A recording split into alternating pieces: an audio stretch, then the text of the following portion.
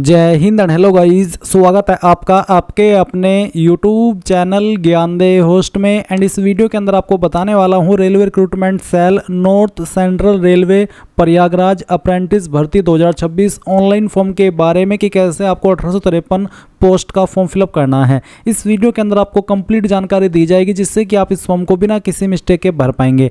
And guys, अगर आप इस वीडियो को बिना स्किप किए वॉच करेंगे तो आपसे गलती से भी मिस्टेक नहीं होगी और आपका फॉर्म एक्सेप्ट होगा।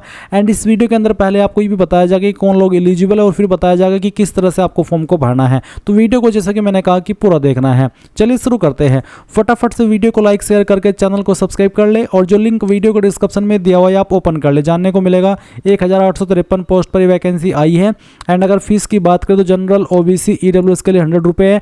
SC ST and all category female, all category female से मतलब है चाहे आप जनरल से हो, ओबीसी से हो या फिर एससी एसटी से हो, आपको कोई फीस पे नहीं करनी। यानी कि SC ST and female category के लिए कोई फीस नहीं है। साथ ही फॉर्म आप लोग यहाँ पर 7 अगस्त 2026 तक भर सकते हैं। किस डिवीजन में कितनी वैकेंसी हो आप देख सकते हैं। अप्लाई करने के लिए आपसे 10वीं साथ ही आईटीआई, उसी ट्रेड में जिस भी ट्रेड में आपको अप्लाई करना है, बिना आईटीआई के आप अप्लाई नहीं कर पाएंगे। 10वीं भी कंपलसरी है और आईटीआई भी कंपलसरी है। एज लिमिट 15 से 24 साल है, जिसमें कि गाइज अलग से अपर एज लिमिट के अंदर ओबीसी को 3 साल की छूट और एससी एसटी को 5 साल की छूट दी जाएगी। फिर सिलेक्शन आपका इसमें सिर्फ मेरिट के द्वारा किया जाएगा, यानी कि कोई एग्जाम कोई इंटरव्यू नहीं होगा। जितने भी कैंडिडेट यहाँ पर फॉर्म भरेंगे उन कैंडिडेट को यहाँ पर शॉर्ट लिस्ट किया जाएगा। एक वैकेंसी पर 1.5 टाइम कैंडिडेट यहाँ पर शॉर्ट लिस्ट किया जाएंगे, यानी कि एक वैकेंसी पर 5 कैंडिडेट को शॉर्ट लिस्ट किया जाएगा। तो 1853 गुना 5 का आप इसको डिवाइड कर देना और उसके बाद जितनी भी संख्या आएगी इतने कैंडिडेट यहाँ पर आपके शॉर्ट लिस्ट किए जाएंगे और फिर उनका डॉक्यूमेंट वेरिफिकेशन होगा।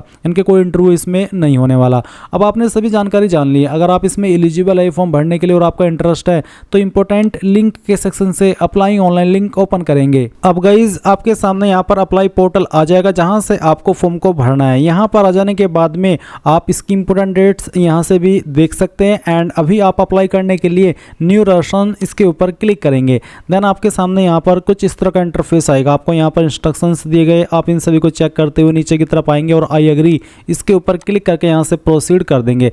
अब आपको यहाँ पर आपका जो कैंडिडेट नेम है यानी कि आपका नाम है वो एंटर करना है। 10th के सर्टिफिकेट के अकॉर्डिंग इस नाम को दोबारा डाल करके आपको वेरीफाई भी कर देना होगा। और ये एंटर करने के बाद देखेंगे फादर नेम, तो आपको यहाँ पर आपके पिताजी का नाम एंटर करना है, फुल नेम 10th के सर्टिफिकेट के अकॉर्डिंग। एंड अगेन आपको पिताजी का नाम यहाँ पर डाल करके वेरीफाई कर देना है। उसके बाद आपको सेम तरीके से माताजी का नाम डालना है, इस नाम को भी दोबारा डाल करके वेरीफाई कर देना है। अपना आधार नंबर डालना है, आधार नंबर को दोबारा डाल करके वेरीफाई कर देना है। अगर आपके पास आधार नंबर नहीं है तो आप यहाँ पर don't have Aadhaar number enter Aadhaar enrolment number, यानी कि जो आप जब आप आधार नंबर या फिर आधार बनवाने के लिए जाते हैं तो वहाँ पर जब आप रजिस्ट्रेशन कराते हैं तो एक इनरोलमेंट नंबर मिलता है।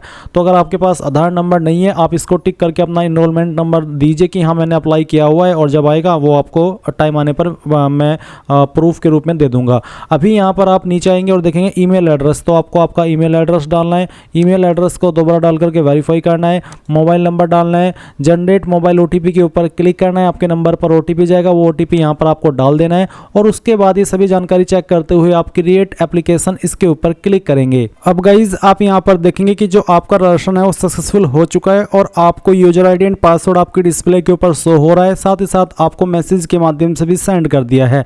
अब आप यहाँ पर लॉगिन करेंगे। इसके लिए आपको क्लिक है टू लॉगिन, इसके ऊपर क्लिक करना है। देन आपके सामने इस तरह का इंटरफेस आएगा। अब आपको जो रजिस्ट्रेशन नंबर मिला है यानी कि यूजर आईडी मिली है वो यहाँ पर डालिए, जो पासवर्ड मिला है मैसेज के माध्यम से या फिर जो आपके डिस्प्ले पर शो हो रहा है वो यहाँ पर डालिए और एक कैप्चा कोड डाल करके लॉगिन के ऊपर क्लिक कीजिए। इसके बाद इस तरह का इंटरफेस आ जाएगा जैसे कि आप वीडियो में देख सकते हैं। यहाँ पर आपको एप्लीकेशन फॉर्म इसके ऊपर क्लिक करना है। इसके ऊपर क्लिक करने के बाद आप यहाँ पर ट्रेड सेलेक्ट करेंगे कि आपको कौन से ट्रेड में अप्लाई करना है। जिसमें भी करना है वही आप सेलेक्ट कर लेना। उसके बाद यहाँ पर आपको अप्रेंटिसशिप रजिस्ट्रेशन नंबर, अभी अप्रेंटिसशिप रजिस्ट्रेशन नंबर कहाँ से मिलेगा आपके मन में सवाल आया होगा। चलिए इसका भी बताता हूँ। जो लिंक मैंने आपको इस वीडियो को डिस्क्रिप्शन में दिया हुआ है ये आप अगेन ओपन कर लेना अगर आपने अभी तक ओपन नहीं किया। और उसके बाद आप यहाँ पर इंपॉर्टेंट लिंक के सेक्शन से apprentice India website registration video link, आप ये लिंक ओपन करना। उसके बाद में आपके सामने एक वीडियो आएगी। ये जो वीडियो है मैंने अप्रेंटिसशिप इंडिया की वेबसाइट के ऊपर कैसे रजिस्ट्रेशन करना होता है उसको लेकर के बनाई है और ये वो वाली वेबसाइट है जो कि अभी आप यहाँ पर वीडियो में देख सकते हैं। अगर आपने इस वेबसाइट के ऊपर पहले से रजिस्ट्रेशन किया हुआ है तो आप लॉगिन करके अपना रजिस्ट्रेशन नंबर यहाँ से निकाल लेना, या फिर जो वीडियो मैंने अभी आपको यहाँ पर ये सजेस्ट की है आप इस वीडियो को वॉच करके अपना रजिस्ट्रेशन राशन नंबर निकाल लेना, यानी कि राशन कर लेना। और जब आपका राशन हो जाएगा इसके ऊपर, जो कि कम टाइम के अंदर ही हो जाता है, तो फिर वो जो नंबर आपको मिलेगा वो आप यहाँ पर डाल देना। इसके बाद यहाँ पर देखेंगे एंटर डिवीज़न वर्कशॉप प्रेफरेंस, तो आपको यहाँ पर आपकी डिवीज़न या फिर वर्कशॉप की प्रेफरेंस देनी है। अगर आपको किसी एक को ही देनी है तो आप यहाँ पर 1 लिख देना, उसके सामने बाकी में आप 0 लिख देना। एंड अगर आपको सभी को देनी है तो आप यहाँ पर नंबर वाइज इस तरह से आपकी जो प्रेफरेंस है वो यहाँ पर टाइप कर देना। जैसे कि मैं चलिए इसको यहाँ पर इस तरह से भर देता हूँ। ये आपकी मर्जी के अकॉर्डिंग है, जिसको आप जिस नंबर पर देना चाहे वो दे सकते हैं। चलिए हमने यहाँ पर इन सभी को प्रेफरेंस दे दी है। उसके बाद आप यहाँ पर नीचे की तरफ आएंगे और फिर यहाँ पर आपको इसमें save and next to step first, इसके ऊपर क्लिक करना है। अब यहाँ पर गाइज आपके सामने इस तरह का इंटरफेस आएगा। बेसिकली आपको कुछ और इन्फॉर्मेशन अपनी देनी है, जैसे कि आप आपका जेंडर सिलेक्ट करेंगे, फिर यहाँ पर रिलीजन आपका क्या है वो आपको सिलेक्ट कर लेना है। फिर यहाँ पर पूछे रिलीजन, अगर आपका रिलीजन जो 3 वाला कॉलम है इसके अंदर नहीं है, आप अदर सिलेक्ट कर रहे हैं, तो आपको 4th के अंदर अपने रिलीजन को खुद से लिखना होगा। एंड अगर आपका रिलीजन 3 पॉइंट में ये लिस्ट में आ रहा है तो फिर 4 पॉइंट में आपको कुछ लिखने की आवश्यकता नहीं है। उसके बाद यहाँ पर है 5th पॉइंट माइनॉरिटी, क्या आप माइनॉरिटी से आते हैं, अगर हाँ तो यस। तो उसके बाद में आपको बताना है कि आपकी कास्ट कैटेगरी कौन सी है, जैसे कि जनरल हो, ओबीसी हो, SC ST क्या है वो आप सिलेक्ट कर लेना। वैसे तो मैं ओबीसी में आता हूँ, बट मैं यहाँ पर SC सिलेक्ट कर रहा हूँ ताकि मैं बिना किसी फीस को पे करे पूरा फॉर्म का प्रोसेस बता पाऊँ। एंड ये फॉर्म में कोई पर्सनल वे में भर भी नहीं रहा हूँ, बस मैं डेमो के लिए भर रहा हूँ ना, मैं इसमें यहाँ पर आगे चल करके इसको अटेंड करने वाला हूँ, बस आपको समझाने के लिए, जिससे कि कोई कैंडिडेट से गलती ना हो, उसके लिए यहाँ पर ये जानकारी मैं आपको समझा रहा हूँ। अब आता है PWBDN के, क्या आप दिव्यांग है, अगर हाँ तो यस, नहीं तो आप नो करेंगे। इसके बाद नेशनलिटी में आप इंडियन सेलेक्ट करेंगे। फीस सिलेक्शन, जो आपकी छूट मिलती है फीस के अंदर, क्या वो चाहते हैं, तो आप यहाँ पर यस कर देंगे। यस करने पर आपको बताना होगा कि किस कैटेगरी के तहत चाहते हैं। SC ST and all category female, इनके लिए कोई फीस नहीं है, इनको छूट मिल जाएगी फीस के अंदर। अब क्या आपको ICU में छूट चाहिए, अगर हाँ तो यस, और यस करके आपको बताना कि किस कैटेगरी के तहत चाहिए, अगर नहीं चाहिए तो आप नो कर देना।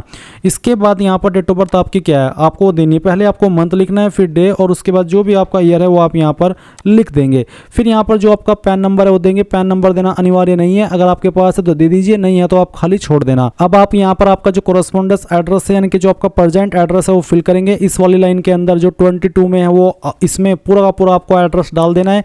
स्टेट यहाँ से आपकी सेलेक्ट कर लेनी है। सिटी डिस्ट्रिक्ट कौन सी है वो आप यहाँ पर सेलेक्ट कर लेंगे आपकी, और उसके बाद में आपका जो भी पिन कोड है वो भी आपको यहाँ पर डाल देना है।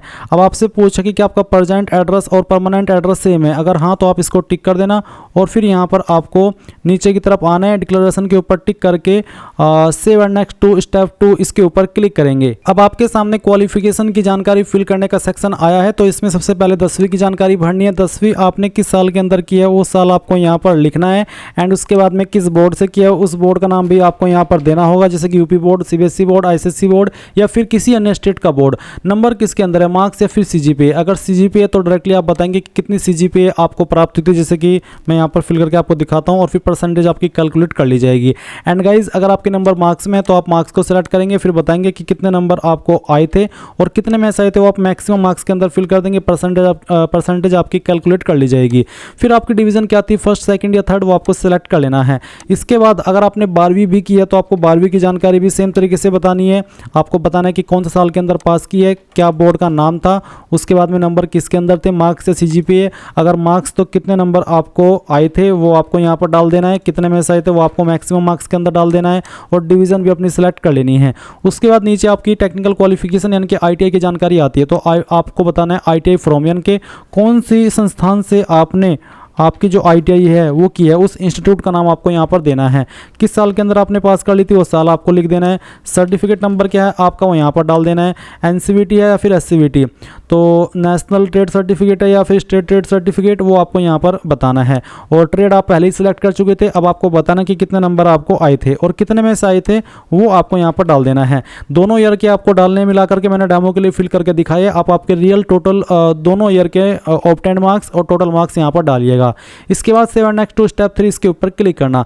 अब आपको यहाँ पर ये सब डॉक्यूमेंट्स अपलोड करने हैं, जैसे कि फोटोग्राफ, सिग्नेचर, 10th का सर्टिफिकेट या marksheet, ITI marksheet, ITI certificate और कास्ट सर्टिफिकेट अगर आप SC ST OBC है।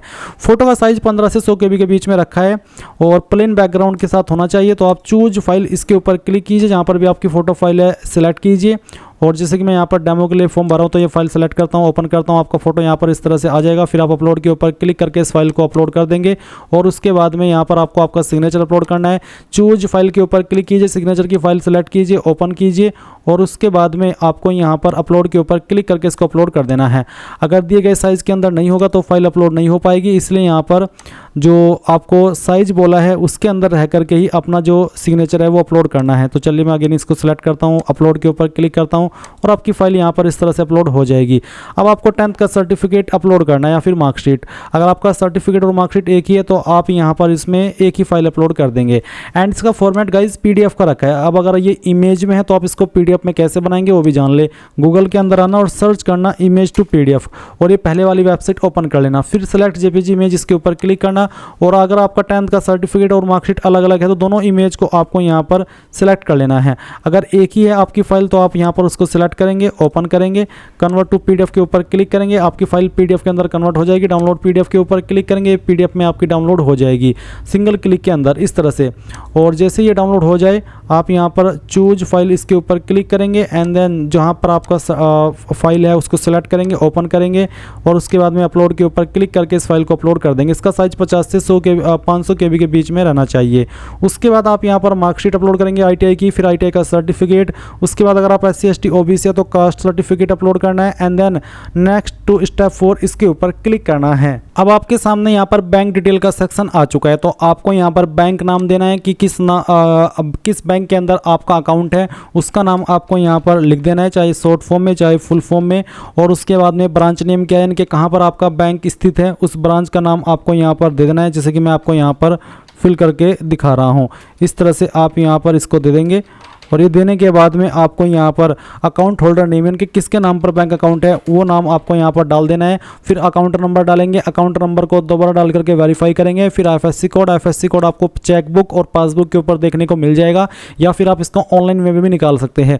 गूगल में सर्च करना आपके बैंक का नाम और फिर उसके बाद में ब्रांच नेम और उसके साथ में बाद में लिख देना है आपको IFSC कोड। तो ऑनलाइन तरीके से भी आप इसको निकाल सकते हैं।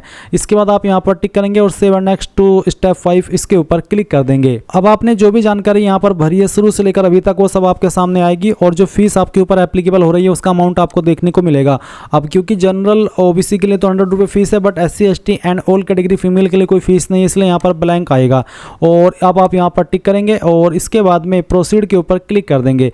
जैसे आप प्रोसीड करेंगे अगर आप जनरल OBC हुए तो आपको पेमेंट के पेज पर ट्रांसफर किया जाएगा, आप आपकी एप्लीकेशन फीस पे करेंगे। उसके बाद आपके सामने ये वाला इंटरफेस आएगा जो आप वीडियो में देख पा रहे हैं।